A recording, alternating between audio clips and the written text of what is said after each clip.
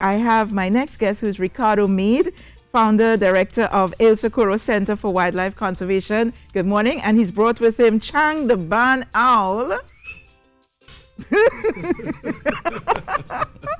Clearly well trained. Yes, good morning. Good morning, Ricardo. Thanks for having me on. Yes, so tell us about Chang the barn owl. This is the closest I've ever been to an owl. Same without here. without the owl being in a cage, sadly. I don't like to see Okay. animals in cages, but Well, sometimes that is necessary for one reason or the other. But Chang here is a girl.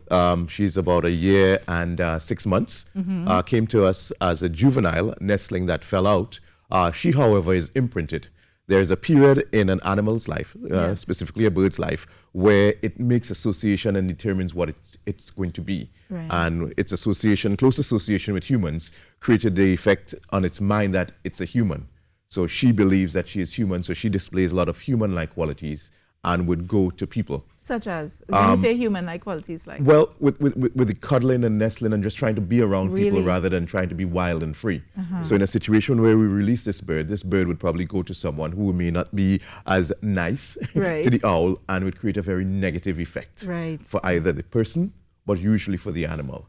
So to protect the animal's well-being, it's been kept as an ambassador. She's trained. Yes. She's accustomed to the lights, the camera, for people, screaming children, people touching, poking. She's Screaming just Lisa. accustomed. Yeah, But most people change their minds very quickly with the negative impressions they may have had about owls. Yeah. Once they encounter this bird and realize, wow, it's different. It's not what I thought. It's so many things. So that's why she's an ambassador. She opens up that avenue for communication, for dialogue, for understanding, and for respect. well, one of the first things I thought when I saw her is that she's so pretty, and really, it's, she looks almost very angelic. Yes, very indeed. close to you. Your center deals with orphaned wildlife. Tell us about that. Well, we are a wildlife rehabilitation center. Our motto is conservation through education, and by sustaining biodiversity, we're able to preserve our future. So when animals are injured or orphaned, people will bring them into us or give us a call for direction, and we take care of the animal, we fix it up, we rehabilitate it, Yes. and then it goes back into the wild whenever it's possible. It has to pass certain tests to go back into the wild. Right. If it doesn't, then we have a couple options which we must exercise. Such as? Either the animal will become an ambassador, such as Chang here, or if it is, we are not able to place it, care for it, or it's not able to live a proper life amongst human, we will have to put the animal to sleep permanently. Okay. Before we came on here, you were saying that a number of phrases in the English language came from the bird or from the owl. Yes, they have traced at least 11 phrases that we use in our English language that Yeah. came from falconry. That's one of the oldest sports, traced back to close to 5,000 years. Yes. So the bard, William Shakespeare, was an avid lover of birds and falconry. And when he wrote in some of his falconry terms into his work. Yes. And so that translated into terms we use today in modern language. For example, we're tired of something, we say we are fed up. Yes. What that means is that usually when you fly a hawk, it's hungry, or a falcon, it's hungry. But if you fed it too much, it will not fly, it will not perform for you because it is fed up. Wow. Totally full. Yes. So that's a simple term Yeah. that comes from there. For example, also, when she is on my glove, Right. okay, so she has Jess's anklets on and there's a leash and she goes on my glove to ensure that she doesn't jump on her co-host here. I would get on the glove and I would take the excess of the leash and wrap her around my little finger. You know, quite like what daughters do to their fathers. You know, we have them wrapped around your little finger and under fully control. So that's just a couple terms. And there's also like haggard and stuff like that Right. that comes from falconry. So Wow. it's quite interesting when you get Very on inside the interesting. research. Yeah. It is, definitely. Yeah. And Carrie, I noticed that Chang is very impressed with you.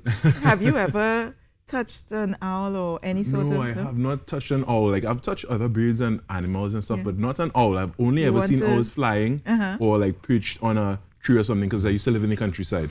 Yes, I would love to. I'm a little Yeah. bit The head is right on the apprehensive. head. Would she? It's like a cloud. Oh. It is like a cloud. What you would imagine, okay? And we Wow. must give Lisa an opportunity. Come on, Lisa. Okay. You gotta get in there. But Get would in on she? this. Right on the she? head. She Oh loves my gosh, it. look at how soft. Hello. Hi, Chang. Very soft. Very soft.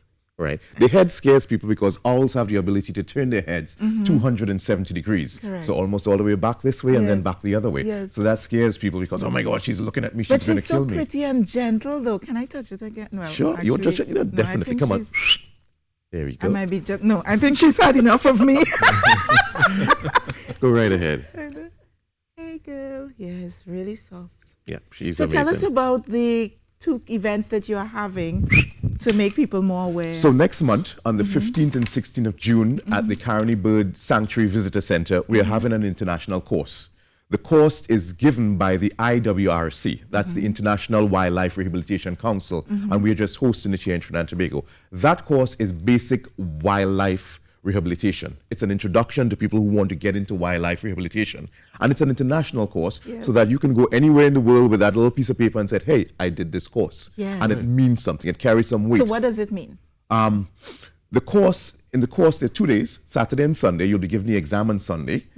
You're introduced to full concepts and a full introduction to basic wildlife rehabilitation, identifying the animals, handling the animals, trapping the animals, caring for the animals, giving them basic medical care, doing a physical exam, tube feeding them, giving injections, and so on, wing wraps or breaks in mammals and birds and so on. So at the end of that course, you have a pretty good idea going forward when you go into a rehabilitation center, what they're about and what you can do.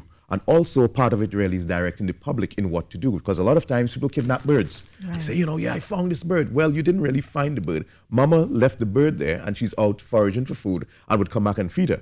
But you grabbed her up and you brought her into us. So a lot of times you have to direct people, take this bird back, wait till the morning, about 5 o'clock, open your window or put it right by the window. And they would call me, oh my God, the mother, she came and I said, yes, we know. She came back for her baby. You returned the baby. Is this what you call the Jumpy Bird? No, actually, the Jumpy Bird is a pygmy owl, a Farragonius pygmy owl, and it's only about this big. Okay. And it sits in the trees with a little whistle. Yes. And we identify that. But this is one of the larger owls that we have, and it's the most common owl throughout the world. So it's found everywhere except for the Arctic and the Antarctic. Everywhere in the world, barn owls are found. And they're some of our best companions. And is this the one that goes, whoo, whoo, whoo? Well, not quite. It more screeches. And she has really? whistles and clicks and so on. So a lot of times you hear a little whistle like a little bird. Yes. It will be this one here. Oh, okay. There is actually the who mainly would come from the barred owl in America. And it has a call that sounds like it's asking you, who cooks for you? So they actually have competitions where people repeat the sound and it sort of goes like, "Coo-coo, coo-coo, coo-coo, coo-coo." So it comes down to them saying, who cooks for you? When you were doing that, Chang, I noticed Chang went like, what's going on here? Yeah. What's going on here? Because the barred owl can be a fierce predator. Yeah. So a lot of birds are intrinsic, in certain songs that they're going, okay, what's going on? Am I safe? What's going on around here? I So saw Carrie staring into Chang's eyes. They were having a conversation with their eyes just now. You think I didn't see you? I saw him like having a conversation with his eyes. It's true. Yeah, Weren't you? I saw you. I saw They relate. you. They relate. So is this the only event? I think we have like just a few more seconds. On the 22nd, the following weekend, we have an advanced course that is zoonosis. And that course we offer this year because it's very important. A lot of things are coming into the country and animals spread diseases. What zoonosis? Animals spread diseases to people. And that can be deadly. Start of a lot of outbreaks. And when we're talking, believe it, AIDS, Ebola, malaria, yellow fever, stuff like that. So we need to be aware because most of the times we deal with the animals first. So we can avert a public health crisis here in Trinidad and Tobago by understanding. And on that note, we have a national security issue because Lyme disease has reached our shores. Oh dear. And that's a major problem for our health sector to deal with. Okay. Well, Ricardo Mead, thank you so much for bringing this information and also for bringing Chang into our studios. And of course, you want to find out more, you will call our line 622-4141. We'll leave the information there for you. But Chang, it was a pleasure having you in our